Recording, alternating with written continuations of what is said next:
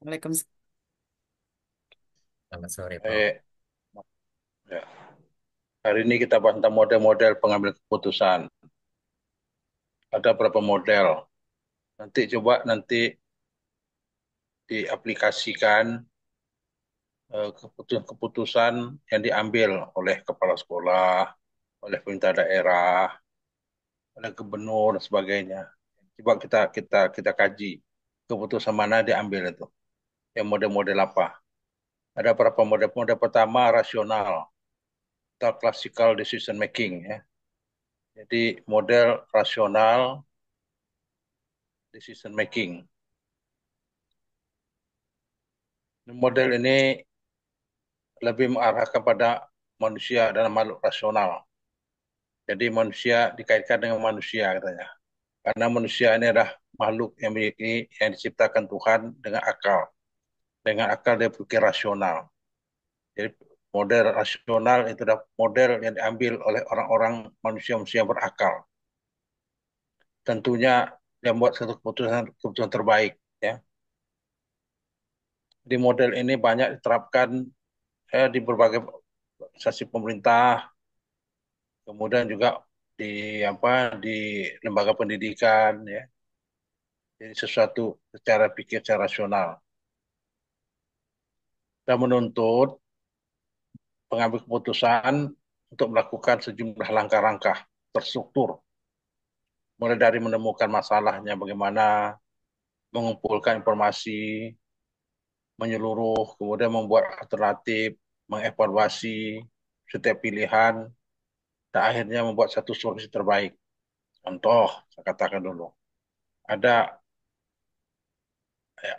ada kebijakan pemerintah dan sudah menjadi keputusan pemerintah eh, wajah 9 tahun, gerakan wajar, wajib belajar 9 tahun.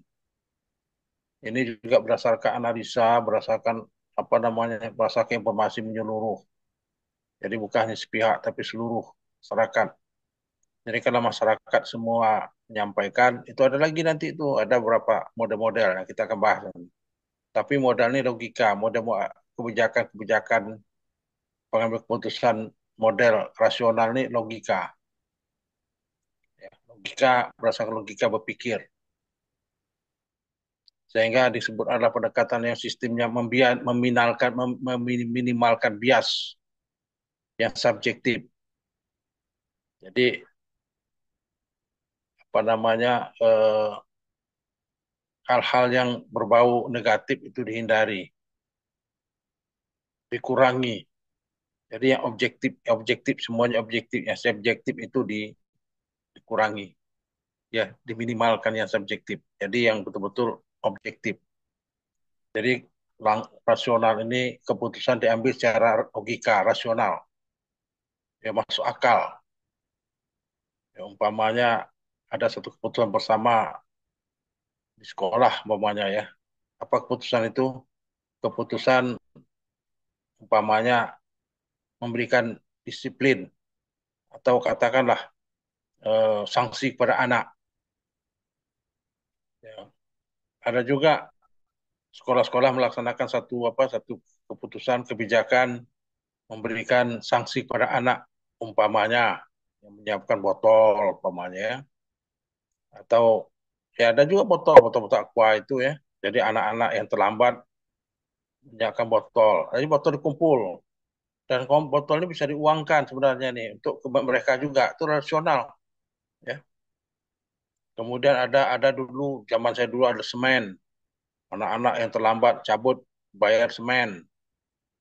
Semen ini juga digunakan untuk membangun sekolah untuk mereka juga ya untuk mereka juga itu rasional. Jadi keputusan yang kita buat itu masuk akal, logika, itu adalah model rasional namanya itu. Dengan mempertimbangkan berbagai opsi. Jadi banyak pertimbangan berbagai opsi dan mengevaluasi hasil potensi. Ya. Nah, satu studi di luar negeri ini ya, di perusahaan Fortune, mobil Fortune. Ada 500 orang yang menjadi menjadi sampel, dia menggunakan model rasional. Ya. Juga lingkungan bisnis dinamis. Ya, lingkungan bisnis juga bisa digunakan ini. Ya, kenapa? Karena lingkungan bisnisnya sifatnya dinamis. Karena sering, ya, karena apa? Karena sering satu itu jadi keputusan yang dibuat dengan cepat, logika. Jadi satu keputusan diambil secara cepat, tidak bertele-tele. Itu dalam dunia bisnis. Kadang-kadang ya anggota masyarakat, katakanlah anggota satu, katakanlah kita sebagai anggota satu kelompok, ini kita akan bisa menilai model keputusan yang oleh pimpinan. Bertele-tele pimpin ini ada ya. Oh, ini cepat, logika, masuk akal. Ya, ini dukung. Ya, ada yang ya. Jadi kita bisa mengevaluasi keputusan-keputusan diambil pimpinan, kita bisa evaluasi. Ya, tapi secara logika, kalau dipikir secara logika dan masuk akal, kemudian ada step-step, ada langkah-langkah yang saya sebutkan di atas tadi. Ya, keputusan ini logika dan dukung. Ya, itu yang model rasional. Ada lagi model keputusan intuitif, naturalistic decision making. Jadi mengandalkan pengalaman dan penilaian subjektif. Jadi mengandalkan penilaian dan pengalaman subjektif.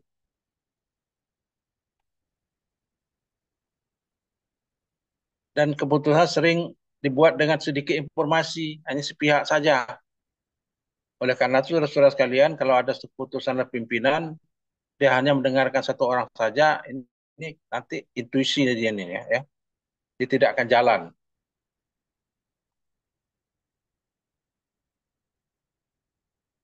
Model ini didasarkan pada konsep pengambil keputusan, didasarkan pada pengenalan, di mana pengambil keputusan bergantung pada pengalaman mereka sebelumnya. Ya, diambil dari segelintir orang saja, di pengalaman-pengalaman. Padahal kalau kita pengalaman-pengalaman itu kan tak selalu berubah, ya, selalu berubah pengalaman itu kan, tak akan pernah stabil, tapi labil itu pengalaman-pengalaman itu. Ya tergantung pada situasinya. Ketika pengalaman-pengalaman saya dulu tak sama seperti dulu, dulu saya dulu jalan kaki baru ke kampus, ya, atau anak-anak dulu jalan kaki dulu. Nah kalau kita ceritakan dengan anak sekarang tak bisa. Ya dulu kan kendaraan kan tidak banyak, kemudian hiruk pikuk tidak seperti sekarang ini ya. Sekarang jadi pengalaman masa lalu itu ada kalanya tidak bisa kita gunakan sebagai sebagai pengambil keputusan, ya.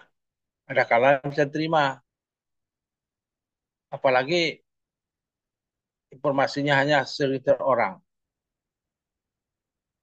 Jadi pimpinan mengambil keputusan hanya berdasarkan satu, dua, tiga orang, nah, tidak bisa. Atau berdasarkan hanya dari wakil-wakil saja, ya. Sehingga itu menjadi nanti keputusan keputusan model intuitif jadi nanti itu ya. Jadi penilaian subjektif jadinya hanya berdasarkan pengalaman-pengalaman saja. Pada pengalaman itu senantiasa berubah.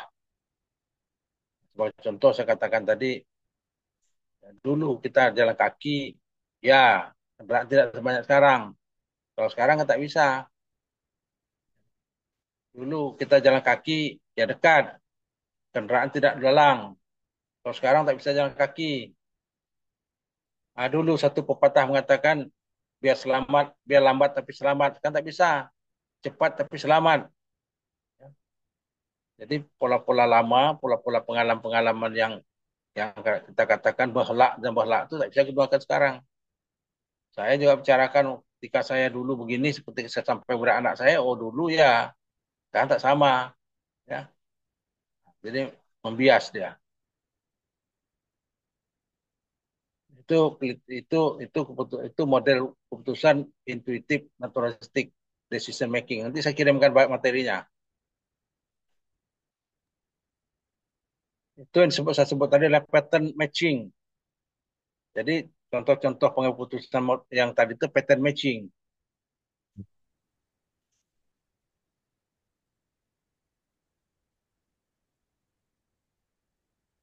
Ya, tidak bisa kita gunakan. Kenapa? Kata model pattern matching ini, pattern matching ini, yang membedakan antara situasi saat ini dengan situasi yang lalu. Itu saya katakan tadi, kita tak bisa membedakan situasi kini dengan yang lalu. Dulu kita sekolah bisa jalan kaki. Dulu ketika saudara-saudara ya mulai mengajar atau kata-kata kita katakanlah mulai mulai kalau umpamanya kita situ sekolah. Kalau dulu ya kita terasa itu ya. Saya terasa saya dulu waktu rumah saya di Jalan Mustika, saya jalan kaki ke kampus Gobah, dekat. Tapi sekarang tak bisa lagi, kondisi tak bisa lagi ya. Jadi pattern matchingnya sudah berubah. Jadi tak bisa kita gunakan lagi model rasional. Sehingga kalau kita umpamanya dulu kita ke Bangkinang itu, dulu Bangkinang itu hanya setengah jam sampai. Ya sebelum ada jalan tol ini.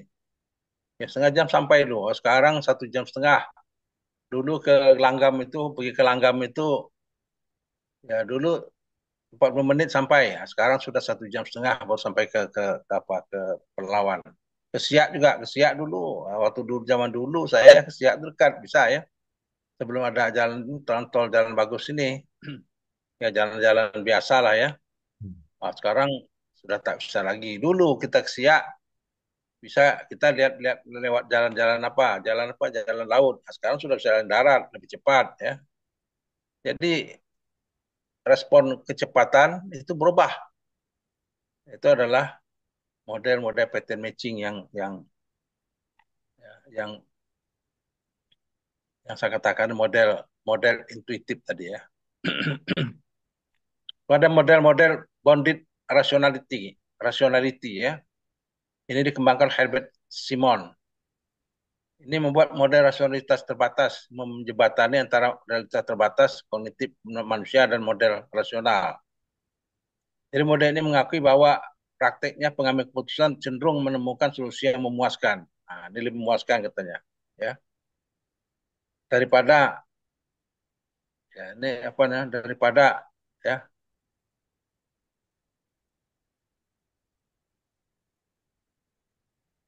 daripada yang optimal ketika mereka menghadapi keterbatasan dalam memproses informasi.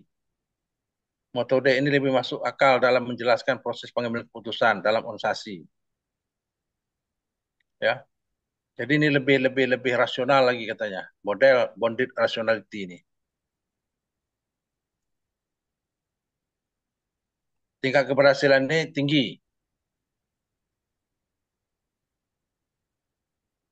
sampai mencapai 83% ya.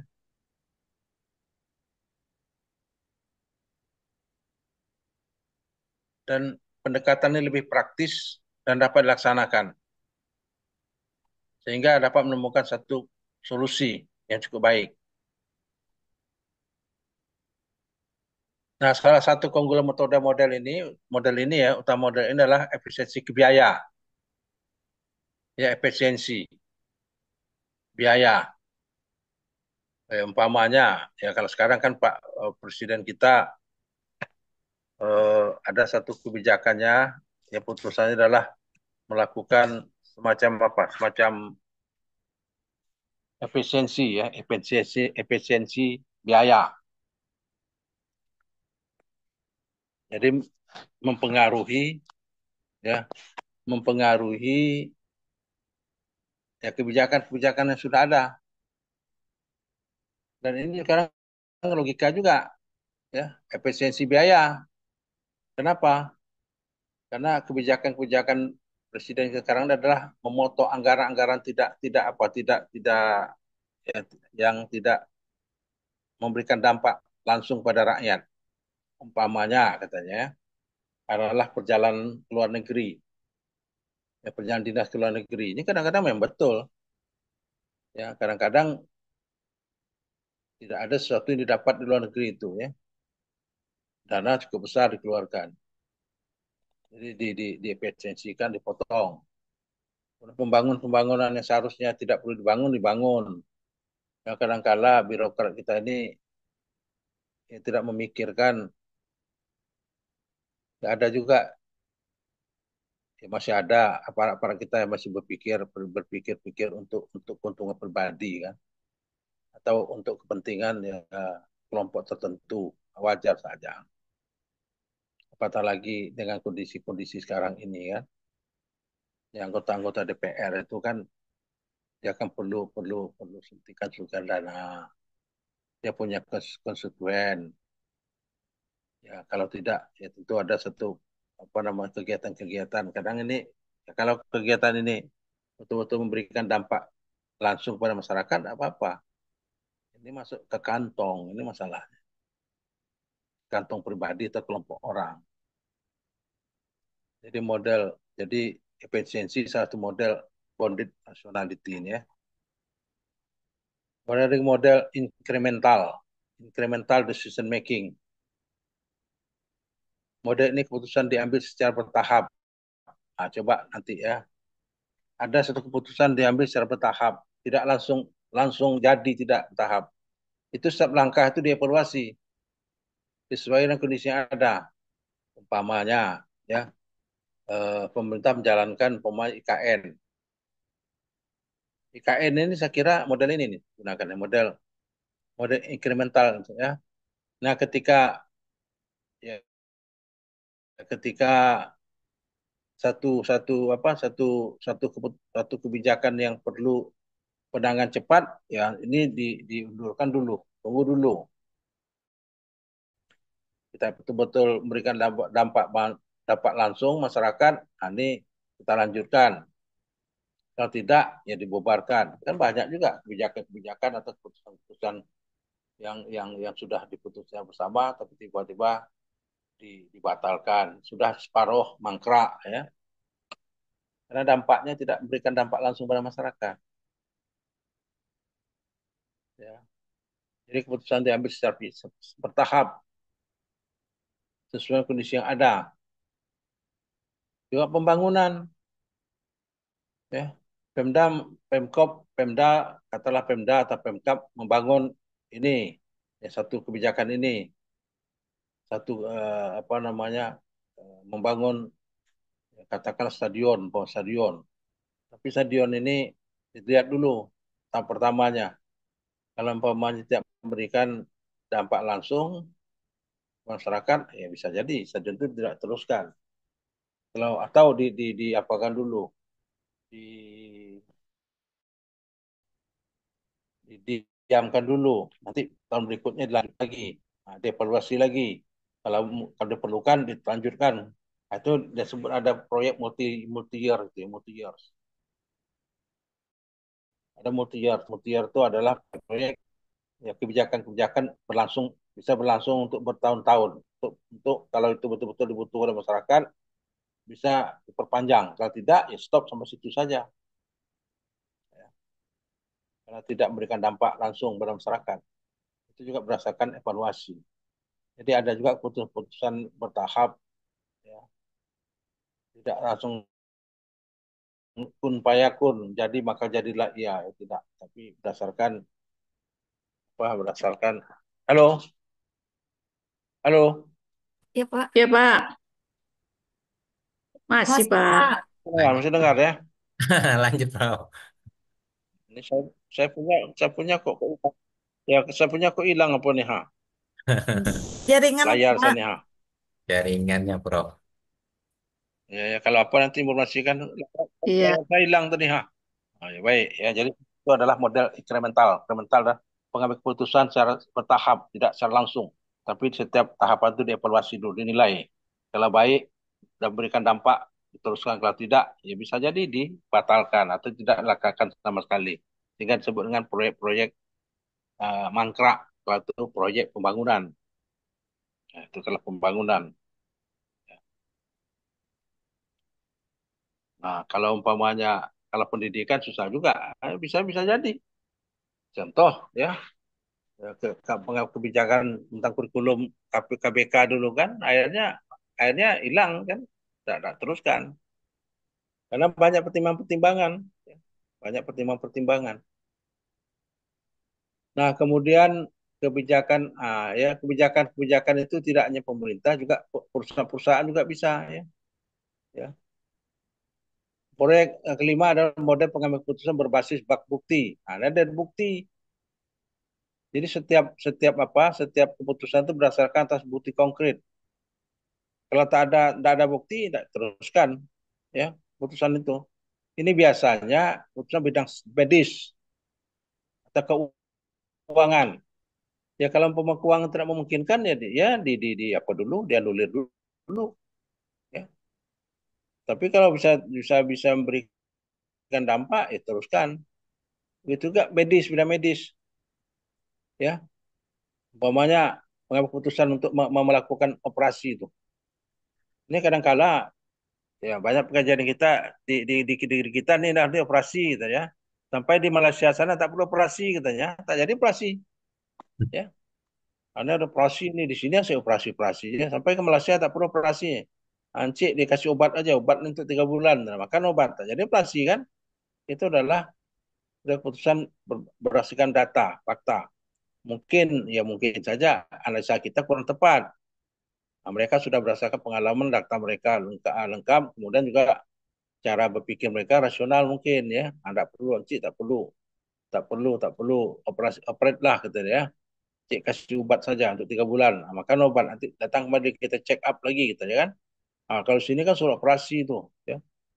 Jadi berdasarkan keputusan itu berdasarkan bukti konkret data ya. Sakit apa? Sakit nih kita operasi aja sini ya.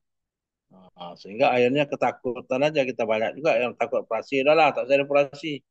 Nah, saya pergi aja lah tempat lain. Kadang-kadang ada alternatif ya. Ada juga.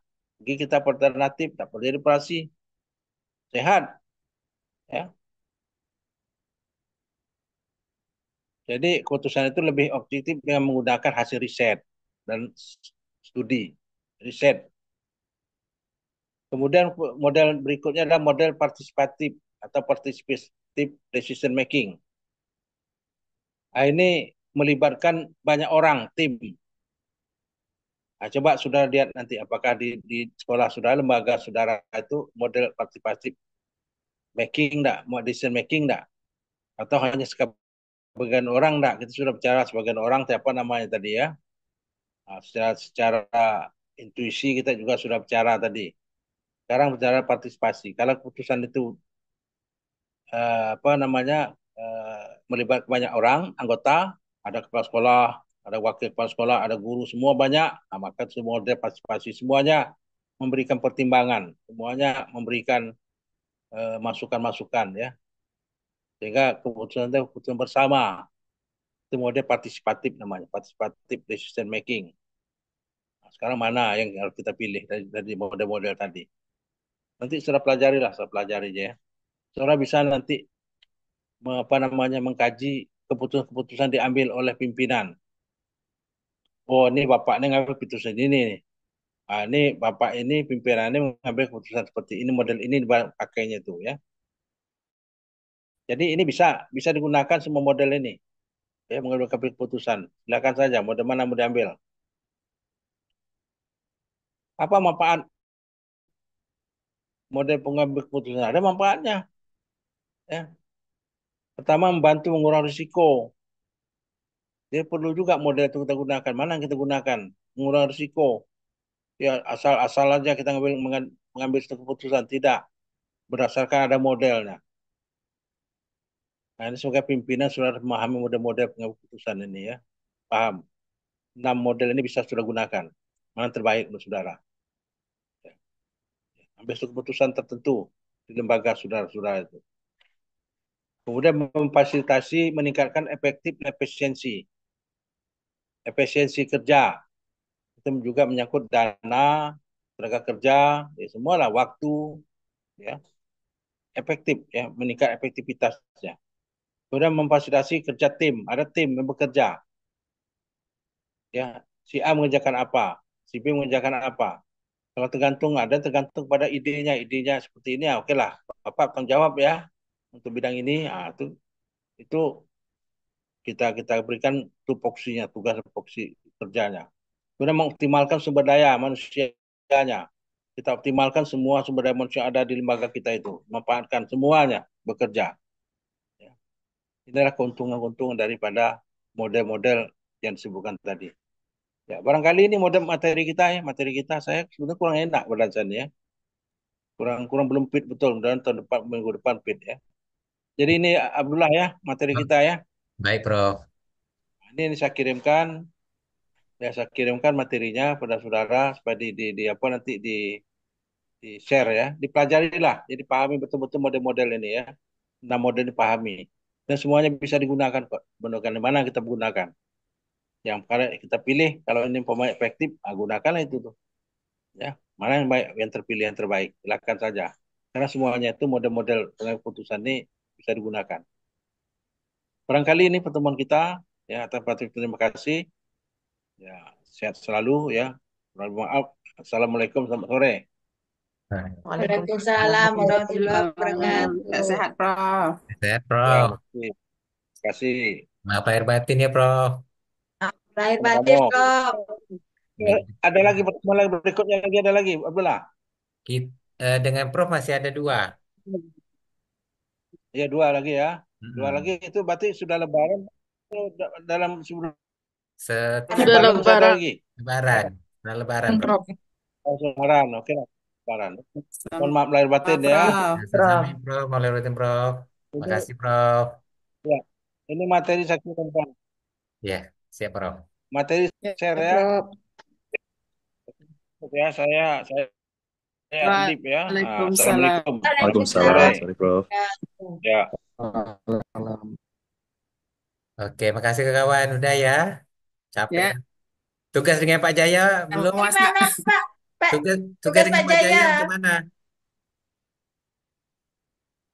Udah ada yang bikin? Jadi coba buatlah. dibuat. Jadi buatlah. Kayaknya kayak kemarin juga kan, penampilan tiap dari kelompok juga Iya. dibuat dalam bentuk Lah, Bu PowerPoint. Samsinar kita cukup belum nih.